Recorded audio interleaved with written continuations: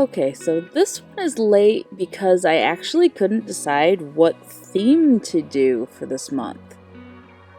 I have my monthly themes loosely planned in the beginning of the year, but for some reason I just wasn't feeling what I chose for this month. So it took me some time to actually figure out what I was feeling like doing.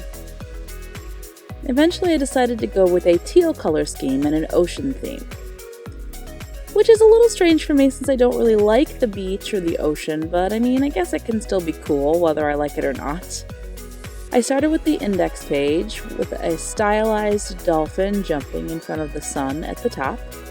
At the bottom is the first quote, "You can't stop the waves, but you can learn to surf," from John Kabat-Zinn. I actually really like the row of waves that turns into the key words of the quote, and then back into the waves. I thought it was a really cool idea when I thought of it, and I really like how it looks. Next is the cover page. I wanted to do cute underwater things, so I settled for a narwhal and a jellyfish. And yes, I do know that there's no possible way a jellyfish would be the same size as a narwhal. I just started drawing and this is what I ended up with. And I thought it was really cute, so I didn't mess with it. For the background in the little circle, I used a mix of Cobalt teal, Pthalo blue, and Pthalo green from my travel watercolor palette.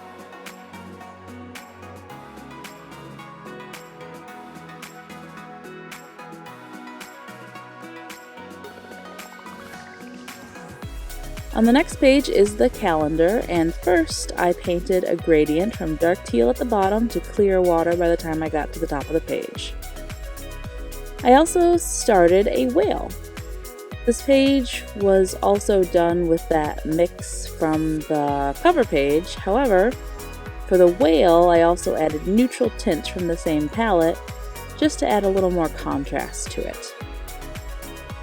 Once it was dry, I did the sidebar, which is for notes, with black silhouettes of seaweed and bubbles.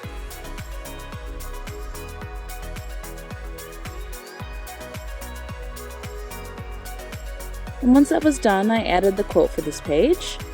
"To find the pearls of life's ocean, you have to venture out far past the shore," before drawing bubbles with my silver gel pen for the days on the calendar.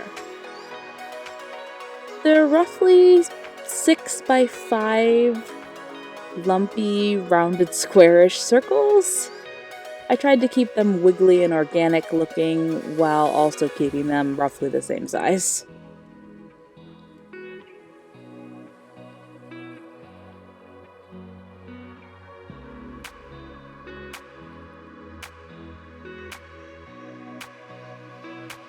After I inked the whale with my gray Unipen fine liner, I added highlights to the bubbles with my Uni chalk marker.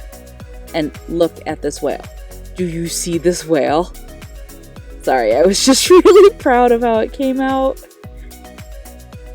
Anyway, next is the mood tracker along with the monthly goals and projects and commissions page. And can I just say that Uni Posca markers are like my new favorite bullet journaling supply? They don't bleed through the paper. Once they're dry, you can highlight over them with water-based markers and they don't smudge. And they're opaque over each other. I have no idea why I didn't discover this until now, but yeah. Posca markers are awesome for bullet journaling. Anyway, once the headings are done, I added a little coral and a cool little sea turtle dude on the mood tracker page, and drew a bunch of bubbles for the actual tracker. And every day I'll color in one depending on my mood.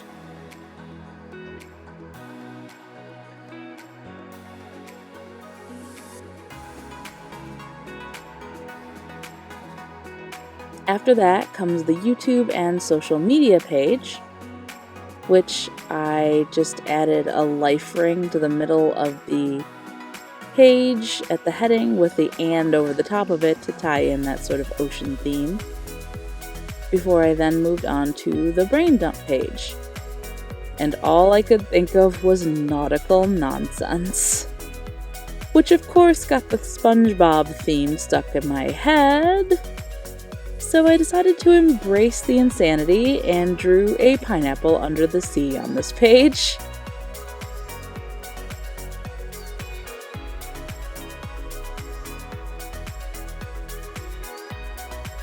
And finally, we are on to the week 2 layout. So the first thing I did was block off the areas I wanted to stay open for writing with some micropore tape. I like this better than masking tape. I find for me it tears the paper less often when I'm watercoloring. Though warning, it does leave a sticky residue on the paper wherever you stick it. So if you do use it, you might want to get an adhesive eraser, as you'll see me use later, because that does take up that gummy texture.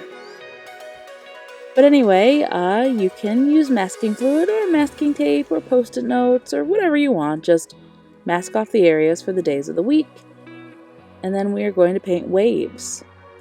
For these, I made the teal I'm using from a mix of Perylene Green, Dark Blue, and Sleeping Beauty Turquoise, which are all from my Mermaid 2020 watercolor palette.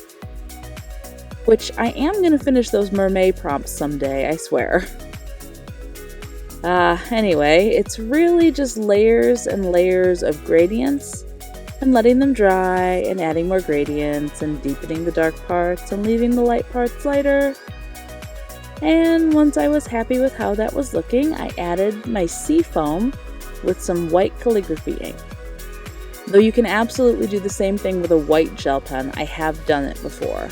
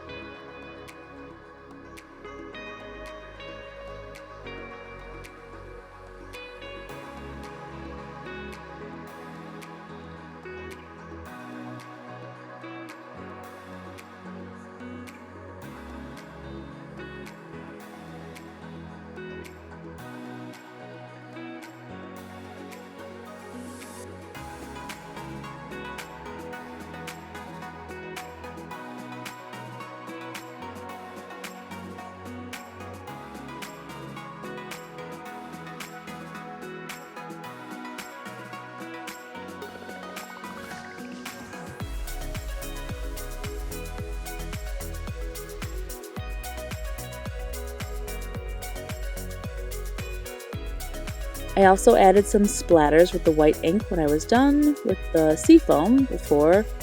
Once I had let it dry a little bit, I removed the tape I used to mask off the large fields in the middle of the pages. And you'll see here I used my adhesive eraser to take off that gummy texture that it left behind. After that, I separated the open blocks into 4 sections each, and added the days of the week and dates to each box except for that last one, which is of course reserved for notes. I decided that the boxes need a little more definition, so I used the teal Uniposca marker to define the left edge of the boxes, and then I used my thinner black Uniposca to define the rest of the box. And I added the quote in an open space in the bottom right hand corner of the page, "Let the waves carry you where the light cannot," with my uni chalk marker, before I added a drop shadow with my teal Energel pen, and then it was just a matter of filling out the index. At least this month's setup isn't 2 weeks late, it's only 1 week late. Sorry, I'll try to make sure I have my theme for next month sorted out before the last day of the month this time. I am an epic procrastinator, so you know, that's usually what happens when I miss videos at the end of the month.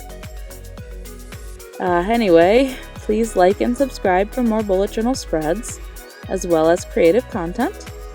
And if you are watching this before July 15th, 2020, don't forget to check out my huge Copic marker giveaway, where you can win one of 12 prize packages, each containing a set of Copic sketch markers, a Crescent Render No Bleed drawing pad, and a bunch of other goodies.